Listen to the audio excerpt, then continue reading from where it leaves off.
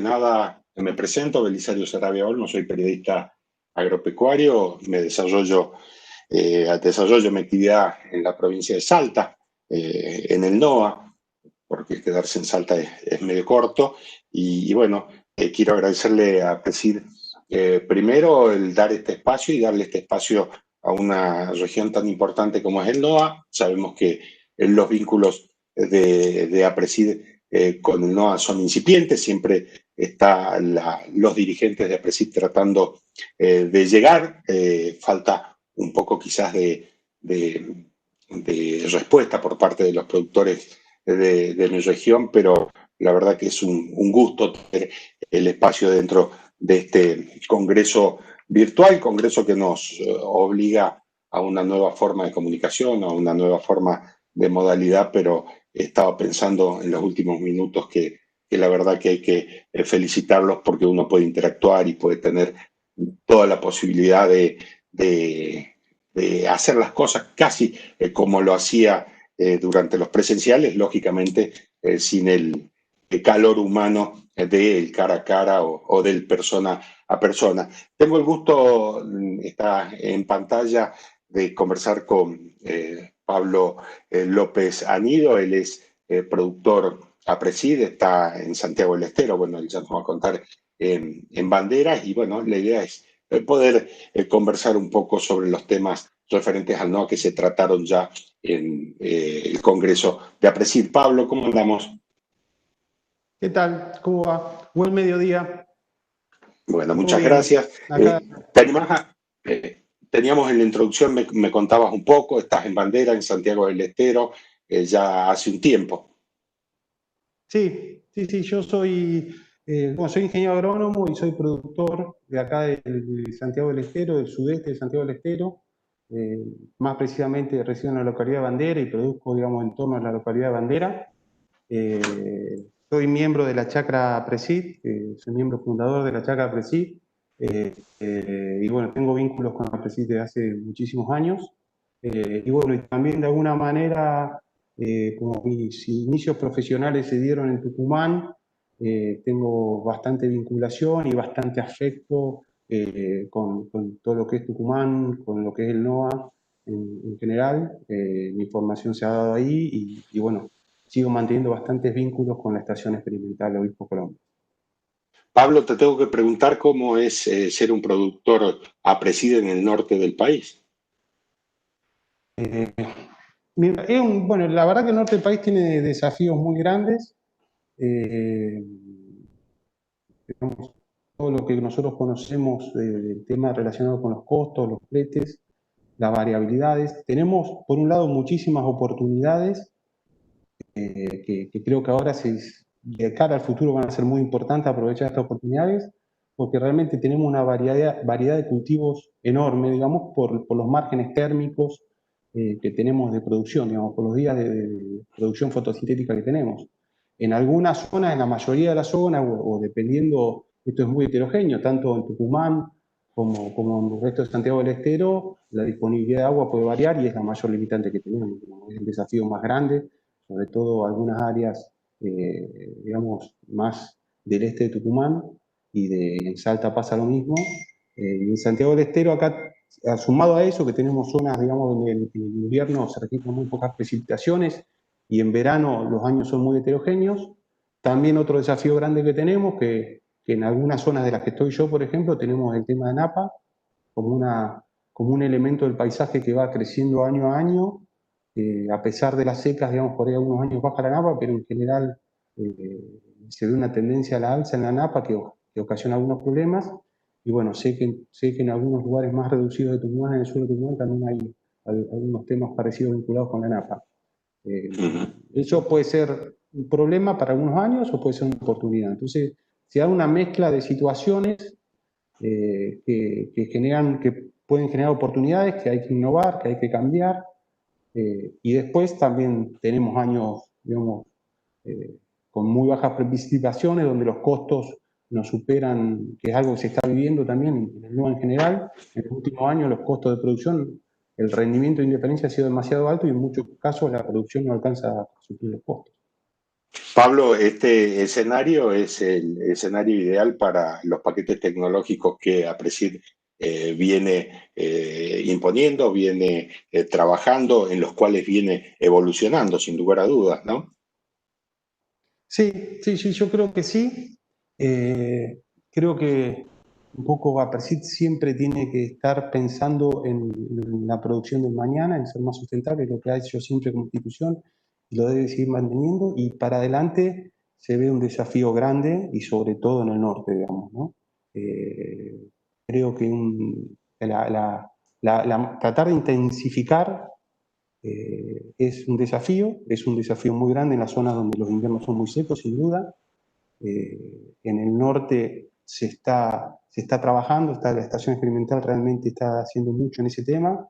Se han achicado en los últimos años los grupos de soja, con lo cual pasamos de sembrar hace 15 años mayormente grupo 7, grupo 8, a hoy que se está sembrando el 70% de grupos cortos en lo que es el NOA.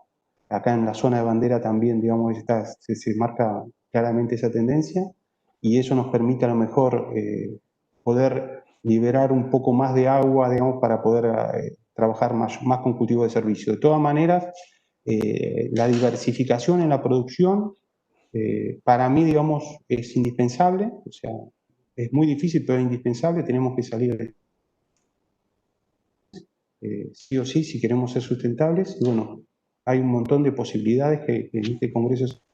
En general, creo que hay que trabajar también en lo que es extranjera afuera, en lo que es agregado de valor. Creo que la diversificación tiene que estar atada, sin duda, a lo que es agregado de valor en origen para resolver los temas de flete. Y bueno, siempre se dice que la biomasa viaja mal, ¿no? Sin lugar a dudas, con fletes al puerto, bueno, de tu zona un poco menos, de la zona de Salta de $70 por tonelada, dependiendo del valor del dólar, es imposible llevar absolutamente nada, salvo que sea proteína vegetal convertida en proteína animal, es lo único que nos haría cerrar los números, y es acá donde se abre por ahí el escenario que vos decís, ¿no? El ver cómo con los dos cultivos extensivos principales, soja y maíz, podemos, a través de dejar más espacio en el calendario agronómico anual, a specialities, a legumbres, a otros, a los cultivos de servicios también para que nos hagan de defensivos ante, digamos, las adversidades del ecosistema. ¿Cómo ves eso? ¿Por dónde crees que puede salir? Eh, eh, yo creo que es difícil la respuesta, porque hoy el día a día nos lleva a que sigamos produciendo soja, tratar de mantener el rendimiento. Pero creo que hay que aprovechar estos momentos para empezar a trabajar y a tener la respuesta, porque indudablemente, o sea, lo ilógico sería pensar, por ejemplo, que dentro de 30 años vamos a seguir con la matriz energética basada en petróleo que tenemos hoy, en el cual se puede trasladar, digamos, una tonelada de maíz. En el caso de mi zona, Tucumán, Salta es mucho más extremo, pero en mi zona la realidad que pasa eso, 600 kilómetros de una tonelada de maíz. Cuando hay esa tonelada de maíz, que para producirla estamos poniendo una tecnología satelital de sitio específico que es líder mundial, o sea, estamos con una tecnología líder mundial en producción, en distribución, no sé, en tecnología de interconexión de máquinas, y después estamos cosechando ese maíz y lo estamos cargando 600 kilómetros del puerto. Digamos, lo ilógico sería pensar que eso se sostiene en el tiempo. Lo lógico es pensar que eso tiene que cambiar. Lo que pasa es que hoy no hay una respuesta. O sea, acá en Bandera, voy a hablar de Bandera, se puede replicar para otras zonas del NOA. Bandera, uno levanta el teléfono y vende soja, vende maíz, están instaladas todas las exportadoras del color que sea, Costco, AGV, Bunge, Cargill, están todas instaladas. Entonces, el sistema nos lleva a que sigamos produciendo eso, y que realmente en algunos años más, en otros menos, en otros perdón, pero seguimos produciendo eso porque es lo fácil y la información que va a eso. Yo creo que el desafío está en pensar en otra agricultura, en cómo va a ser la agricultura del futuro. En el Congreso se planteó, Eduardo Romero habló del tema de caña de azúcar como un potencial energético. Bueno, podría llegar una salida para una nueva matriz energética en el cual tengamos que realizar cultivos de generación de energía. Podrá ser caña de azúcar en algunos lugares o algún otro tipo de sorgo o alguna otra gramínea C4 como para generar energía. A nosotros en particular, en la zona donde tenemos napa, creo que el hecho de usar gramíneas perennes que tengan raíces más profundas puede mejorar el uso agronómico. A todos estos cultivos le tenemos que dar una función de servicio. O sea, si hacemos garbanzo y si mejoramos en garbanzo, es porque el garbanzo nos sirve también, nos genera un aporte al campo. La caña, o sea, tenemos que buscarle a toda la variabilidad de cultivos, tenemos que buscar algún tipo de servicio que mejore el ecosistema, porque si no caeríamos en lo mismo, ¿no? Pero bueno, durante el panel en este congreso, Mario habló de chía, habló de sésamo, habló de girasol, habló de ricino, de tipos de poroto que están buscando en la estación experimental como alternativa y me parece súper válido como cultivos de verano y como cultivos de invierno. Habló de colza, de nabo forrajero, cártamo, garbanzo, lenteja, como son todas alternativas que no es que la estoy viendo yo, sino que la está viendo la estación experimental. Que está trabajando en eso, que está generando información. Entonces, me parece que pasa por ahí. Lo que sí creo que con este sistema de comercialización que tenemos no funciona. Yo menciono garbanzo, acá cuando yo planteé en la chacra que iba a ser garbanzo, me saltaron, no, garbanzo, bueno, hay que buscar la forma. En el caso particular mío, busqué de asociarme con una persona, con una empresa como Tecnocampo que trabaja en exportación de garbanzo, entonces tratar de ir solucionando. Hay que tratar de meter mucha innovación en eso, digamos, y que eso sea la salida. El otro día en el Congreso me preguntaban cómo se sale de los commodities. Y la verdad que lo estuve pensando estos días y bueno, la realidad es que cuando se desarrolló la siembra directa, el glifosato valía $50 y no era viable, digamos. ¿Qué pasó? Hubo un grupo de gente que estuvo trabajando en siembra directa durante 15 años y era inviable, y cuando se hizo viable ya estaba el camino hecho. Creo que parecido, o sea,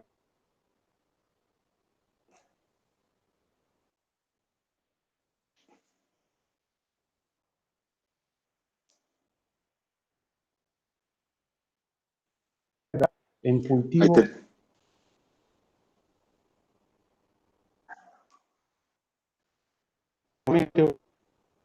Tenemos que saber cuándo conviene hacer, si tiene que ser solo, si tengo que trabajar para año, no trabajar para salir, zafar esta campaña. A ver, esto es interesante, ¿no? Porque como decís vos, es todo fácil para producir, sobre todo soja. El maíz es por ahí un poco más complicado. Yo creo que esta charla del obispo Colombres mostrando lo que ha hecho la caña en los últimos años es realmente interesante y revelador, porque aplicación de un paquete tecnológico moderno, buscar la sustentabilidad, buscar la diversidad de diversificar la matriz energética, ¿no? Y pensaba mientras escuchaba la charla, si por qué no podríamos llevar eso a varias destilerías de etanol de maíz, que tanta falta nos hace el maíz en la rotación en el NOA, que tanta falta nos hacen los subproductos del maíz para engordar nuestro ganado.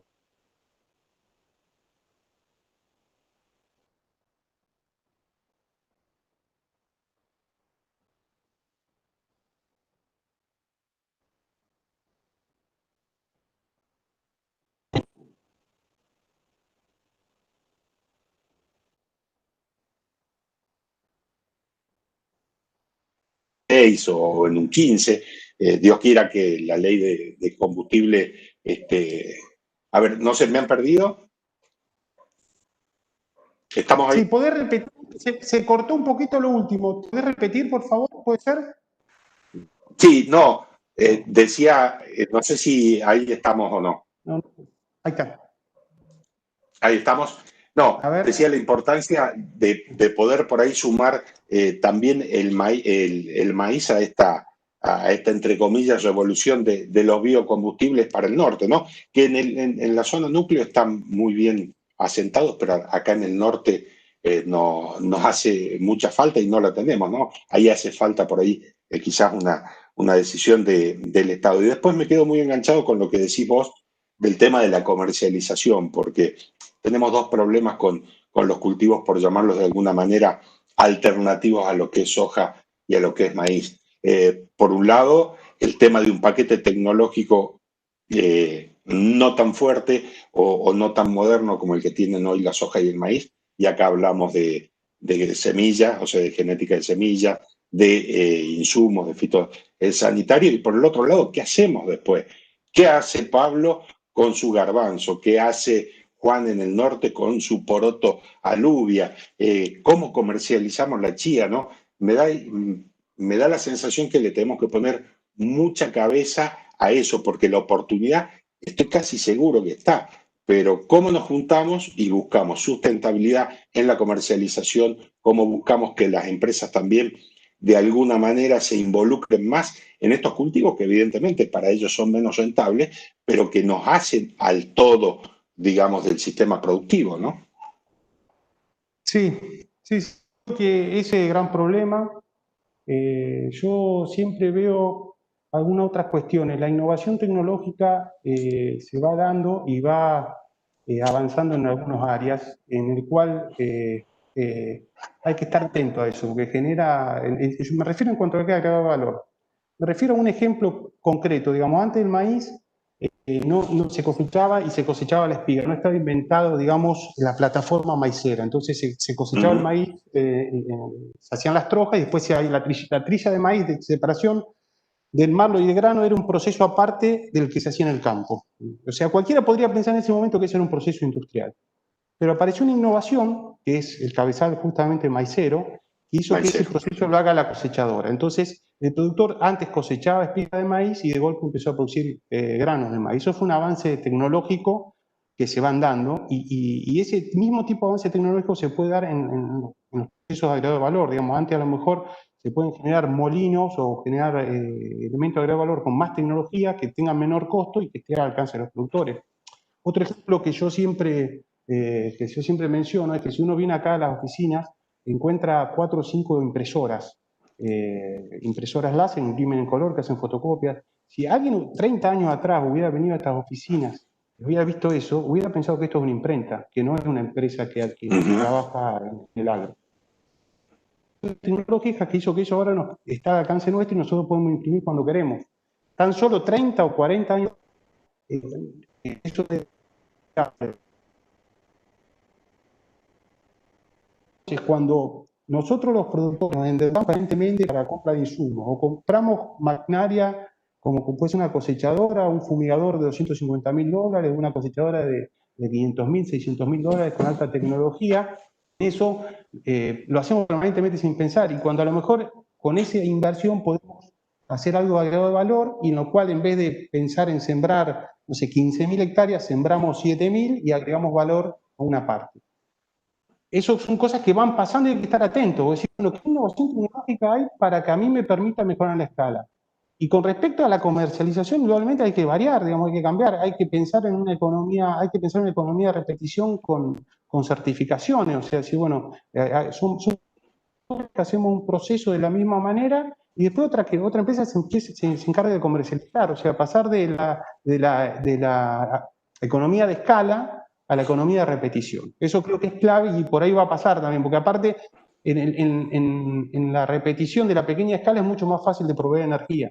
O sea, es mucho más fácil que yo pueda proveer la energía para una agregado de valor en pequeña escala que pensar como es hoy en un centro enorme donde me voy a referir al caso del trigo, porque un trigo es una cuestión muy puntual. Nosotros acá en la zona producimos muchísimo trigo, Uh el trigo -huh. viaja 600 kilómetros a Santa Fe, se concentra, se mezcla con trigo de todas partes del país y después los camiones vienen trayendo harina de trigo, digamos, ¿no? Entonces es muy difícil, yo no creo en eso en el futuro, o sea, yo no creo que ese sea el modelo de producción de acá 15, 20 años. Porque, digamos, el trigo pierde totalmente la identificación. Yo, si lo pudiera procesar acá y elaborar acá, podía proveer mi propia energía para generar eso. O sea, yo me imagino eso, digamos, me imagino el futuro de la agricultura por ese lado, digamos, ¿no? Y usando innovaciones tecnológicas que permitan esta cuestión de procesar a pequeña escala y siendo eficientes, digamos. Y después no necesariamente yo tengo que tener, cada productor tiene que tener su marca de trigo, o sea, indudablemente entre varios productores que lo hacen un proceso de la misma manera, genera una marca de trigo competitiva por repetición, no por escala, digamos. Pablo, y vos ahí en la zona donde actuás, ¿qué vocación o qué voluntad le ves a los productores para hacer esta vuelta de rosca, ¿no? Porque yo creo que más que nada es una cuestión de actitud de cada uno de ellos, ¿no? Eh, O de todos en conjunto. sí, yo creo que son por ahí planos distintos en el sentido de que, eh, a ver, lo más importante es que nosotros, el productor está pensando en el sobrevivir, digamos, ¿no? Está pensando en cómo zafar y si hay algo que le da un poquito menos, hoy no lo hace porque, digamos, tiene que zafar. En esa estamos todos y me incluyo en eso también. Yo creo que tenemos que eso seguir haciéndolo, lo primero que tenemos que hacer es seguir viviendo, pero tenemos que ir pensando en cómo va a ser el futuro para poder adaptarnos. Yo creo que se está hablando mucho más de todo esto, creo que se está hablando mucho más, pero bueno, es algo que hay que empezar a trabajarlo, aunque sea en el marco, digamos, de investigación, de tener la información básica para, hacer, para saber si es factible lo que uno cree y para después lanzarse. Eh, no es fácil, o sea, no, indudablemente no es fácil, pero bueno, de eso se trata, de decir, bueno, hay que empezar a trabajar en eso como una posibilidad, o sea, nosotros deberíamos saber en bandera cuál es la alternativa de mayor generación de biomasa y más eficiente por si el día de mañana llega a ser necesario para generar energía. O sea, no estamos trabajando en eso y eso es preocupante tal vez. Nosotros en la chacra o con la chacra estamos tratando de empezar a hacer algo de eso, pero bueno, eh, digamos, hay que empezar a moverse ya y ver distintas alternativas. Y yo lo que creo es que tenemos una tendencia a seguir trabajando en fertilización del maíz, en densidades óptimas de siembra. Me parece bien que se haga eso, pero tenemos que no poner todos los cañones en eso y poner algunos cañones, aunque sea con faros un poco más largos, que nos permitan pensar realmente una agricultura distinta. Nosotros en la zona, estoy convencido de eso, podemos hacer rotaciones hasta de 10, 12 especies distintas, digamos, por la cantidad. Estoy hablando de bandera, no estoy hablando de todo el NOA, porque no son distintas características, pero nosotros acá en las zonas, en esta zona, podemos hacer rotaciones muy variadas, digamos, eh, muy variadas. Hay una cantidad enorme de cultivos que se podrían hacer. O sea, el tema no es agronómico tampoco, porque yo estoy convencido de que tenemos una capacidad, digamos, en general, el productor medio en Argentina, no sé, decir, bueno, vamos a sembrar cebada y inundan el mundo de cebada, digamos. Tenemos que innovar más allá del campo, decir, bueno, ¿cómo hacemos para tener lo que produzcamos sabemos que lo vamos a vender? Y que el agregado de valor, que parte del agregado de valor va a quedar en bandera, que es parte de las comunidades, el problema que tenemos en las comunidades en el interior, que se genera un montón de divisa, un montón de riqueza a costa, en mayor o menor medida, pero siempre a costa.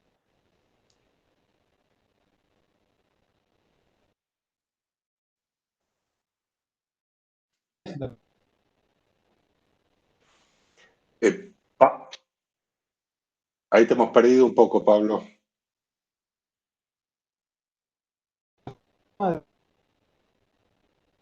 Algo posible para la comunidad hacer de la mejor manera ambientalmente y de mejor manera.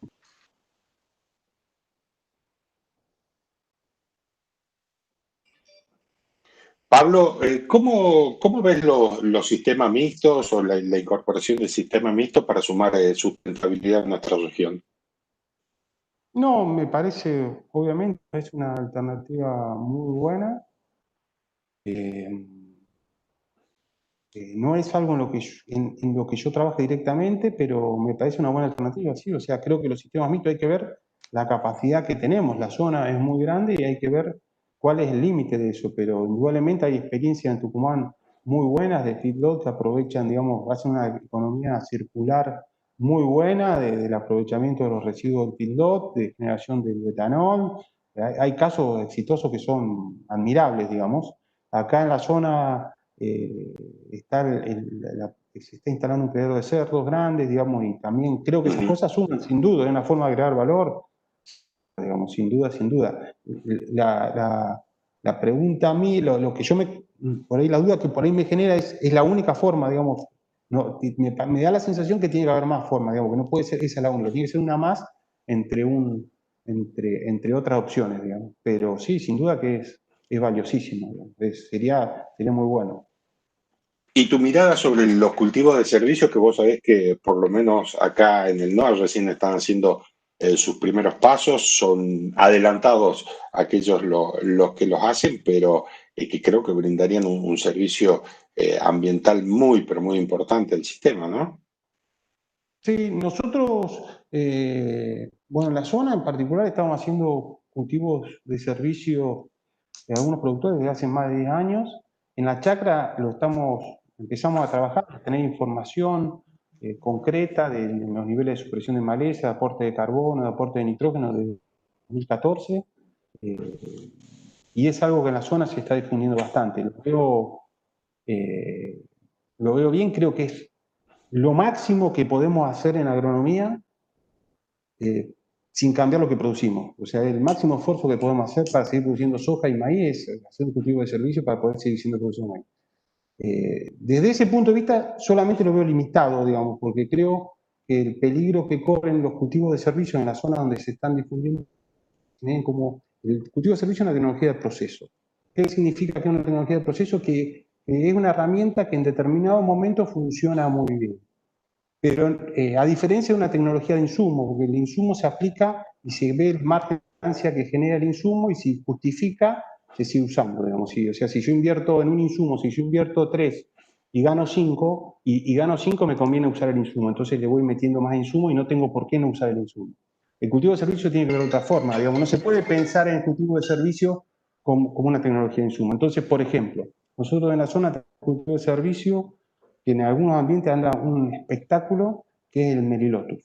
Y anda un espectáculo el Melilotus en algunos ambientes porque es una leguminosa de invierno que se adapta a ambiente salino y permite realmente generar mucho volumen de rastrojo, aportar nitrógeno, hacer Melilotus maíz y se resiembra sola encima, tiene esa ventaja. Ahora voy a decir, bueno, Pablo, si vos me decís que es tan bueno, ¿se debe hacer en todos lados? No, se hace solamente en donde, se puede hacer solamente en algunos ambientes y una tecnología de proceso para esos ambientes muy bueno, que no se puede generalizar.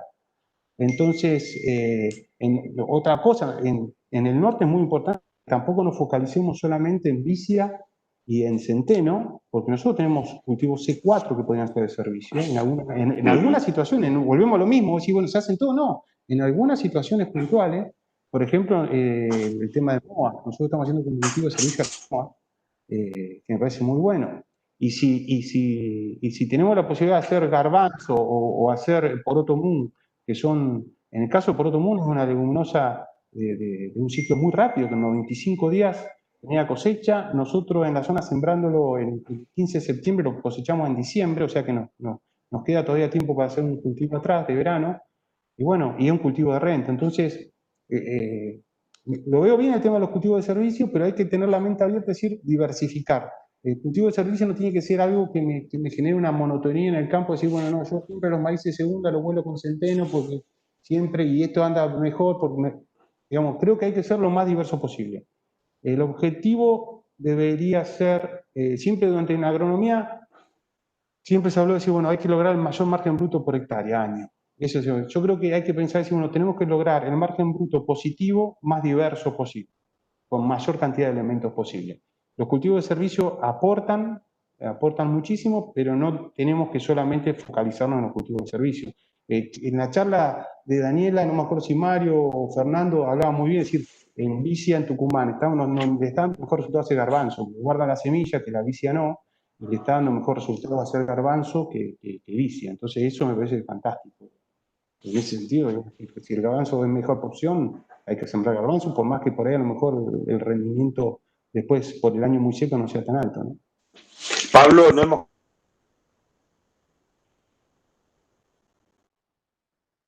Yo te agradezco, bueno, le agradezco a la gente que preside este espacio en nombre de los productores del NOA y creo que de esta charla pueden quedar muchos trabajos para hacer, ¿no? Sobre todo el poder redescubrir por parte de los productores de esta zona una diversidad productiva que va mucho más allá de los cultivos tradicionales y que nos pueden realmente agregar mucho valor al sistema, pero bueno, para eso hay que trabajar desde la posición del mismo productor y también trabajar a ver cómo los podemos incorporar de manera que sea no solo sustentable, sino también redituable, ¿no? Porque, como decís vos, si no tenemos que andar contando siempre la moneda del día a día. Sí, comparto totalmente. Creo que hay un desafío muy grande por delante si queremos realmente tener un compromiso con la sustentabilidad. No es cómodo, digamos, el futuro no va a ser cómodo, seguro.